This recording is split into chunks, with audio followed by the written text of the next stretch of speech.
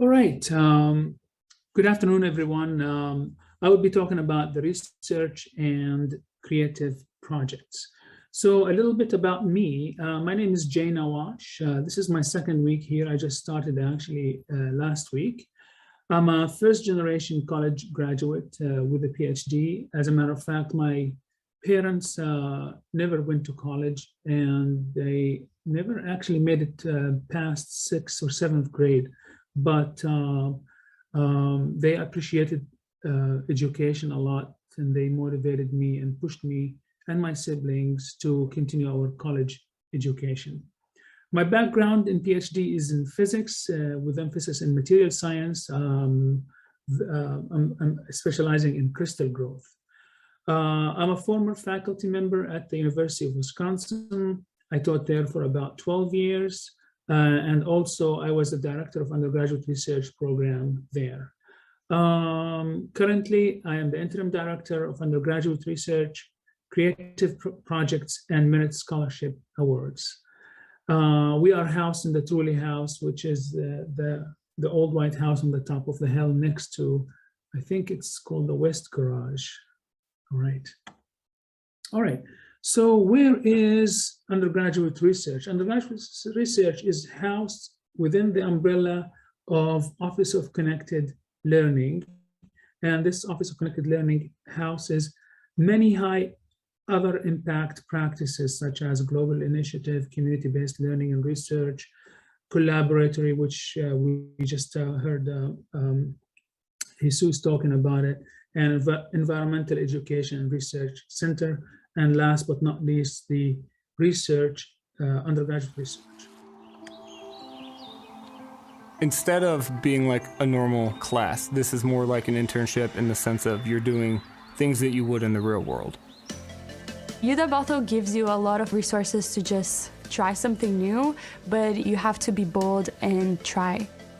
When I came to UW Bothell, I would have never guessed that I was going to be doing research, especially directly with an engineering professor.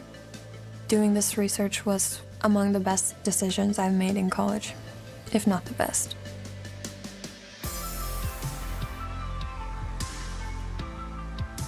So I will let you know that canal is pretty cold when you're at the bottom of it. Spending time in the wetlands and hanging out there is really cool. There's a lot of opportunities for research if you actually want to get involved. That's all really nice spawning habitat right there. So while the water... As part of this research, we're trying to get local spawning population of kokanee, salmon, back into the streams around here. Historically, they were here, but now they've been gone for about 100 years. We built this salmon incubator box, or RSI, remote site incubator. So the incubator box looks like a big cooler, and it has an egg tray which you lift in and out, and that holds the eggs. Some rocks in it. These boxes just protect the eggs and give them a chance to survive. We're just trying to get the salmon back to a self-sustainable population that's natural. The interdisciplinary arts program exceeded my expectations. There's so many options, there's so many possibilities. Any material that's in front of me and it speaks to me, I'll make art with it. I'm from Brazil. I moved to America in 2010. It was so frightening being an immigrant in like a new place, but I make myself belong here, and I do that with my art. Teaching myself, but I still have, just like you said. A lot of programs, they're so strict. You need to have that openness that this program has to choose any class you want, and I love that freedom. I've been on this project for 1 year now, and most of that was as a pre-major. The goal of this project is to use what we call an OECT for short as a chemical or biological sensor. And these sensors could be used in a variety of fields. For example, a diabetic, to check their sugar, they'll test their blood, but there's potential with our device to be able to detect glucose in saliva. So that could change many people's lives for the better. Cheyenne, you can just slide in The scanning electron microscope can give us insight into our fabrication process. I am kind of surprised that UW Bothell would get a scanning electron microscope because it's kind of a big deal. I think it's important to get out of the classroom and work with my hands because I like doing it, but also it teaches me skills that I don't get to learn from a textbook. It's helping me build my future.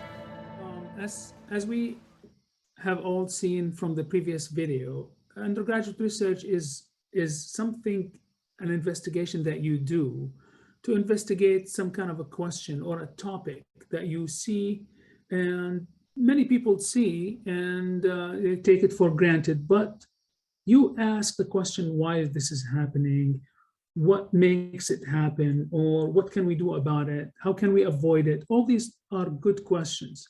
So that's what research is. It could include, for example, like a scientific research. You have to go to the lab. Sometimes you have to go outside in the field. Sometimes you have to do surveys. Sometimes you have to do assessment of things. And, then you get the information that you need. In this picture, you can see Dr. Ursula Valdez and her team. They're doing some kind of like bird surveying at the UW-Bothell wetlands. This is one of the research that requires you to go out in the field, for example. Also, undergraduate research or research in general does not only have the STEM fields in it. It has many other things like what we call creative practice, AKA what we call it now creative projects. These creative projects could include writing, poetry, design, film, art, dance, theater, humanities, and more. And more, like anything that you can think about. What are you thinking about? Is there something that you want to probe? Do you have a question on your mind you want to answer? And do you want to investigate something? For example, I know a college student from a few years ago just wanted to investigate why students and how many times do they go on their Snapchat app every day? And why do they do that? And she studied that. She got a lot of information. And of course, you have to follow some certain protocol when you do a survey on humans. But, that was a nagging question on her mind. And she partnered with a mentor in sociology science. And they got some information. They had a poster. So this is one of the research that they have done or can be done. Okay, so how do I get help, or how can I get involved? If you go to our website and you can scan this QR code here, that will take you to our website, and there you will find a lot of information, how you can get involved and get started. A good place to start also is our database of mentors who are doing research now on our campus. Another place to start is during your class. Like you meet with your faculty, you meet with other students, you ask your professor what they are up to research-wise. A lot of professors would like you to approach them and go to them and ask them what kind of research they're doing. Maybe they will give you an idea, maybe you will give them an idea and partner with them. There's many other venues too, like, for resources for research, community-based learning and research class. That could be also a good place to start to search for research. As I said, ask your favorite professor, find a mentor in professional community, either off or on campus. Models of participation, you can volunteer. And I know a person who works in, Sarah actually works with us in OCL, and she volunteered as an undergraduate research in the Snohomish County. You can do it for credit. In each department, there is a credit class. I think it's mostly called 498 or 499. And those credits you can take. And for each credit, you work for 3 hours a week. And you pay for it, but you get credit. And you can put it on your diploma that you did research as a credit. Then you and your mentor can agree how you want to disseminate your work, like maybe as a report, as a poster, or maybe it's just like gonna be like a paper, and so forth. Models of participation also, you can apply for a grant or a scholarship. And there are so many sources for that. You wouldn't believe how much money there is in research. please go ahead and scan this code if you want, and you will find many places where you can find money to get yourself supported with doing research. Okay. Benefits of research and creative projects: you meet people, you get to know your faculty better, you become an expert. You meet experts in the community. You meet other students and people who are working like you in research. You can learn new skills different than those that you learn in the class. It is good for your career, whether you're going to a professional school, graduate school, or just going out for a professional career. All of these are, research help you boost your chances and in these opportunities.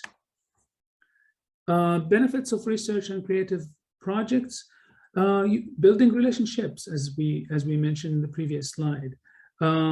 You can, when you work with a faculty member or a mentor, they get to know you better. They can give you a good recommendation letter. They get you connected to maybe the professional world. There are many other opportunities, such as you can disseminate your work, presentations, workshops, and conferences. We can help you travel to conference and present your work if you want to. And this is the next topic: how do you disseminate your work? There is many venues. One of them is the Mary Gates Symposium in Seattle that takes place in May every year, and this year marks the 25th anniversary for that. And if you want to be part of it, please check out our website, and there is actually the link at the bottom there.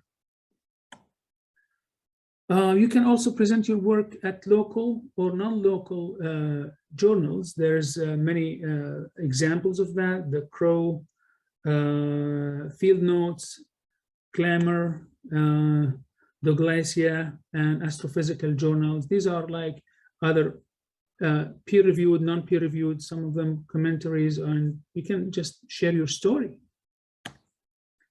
Resources. You can go to our main website under the Office of Connected Learning, and you can find the resources you want there, or you can just scan this QR code. Start with your faculty. That would be a good place to start. Ask questions, get involved. Please come and ask me. I am in the Truly House. Send me an email. My information is here.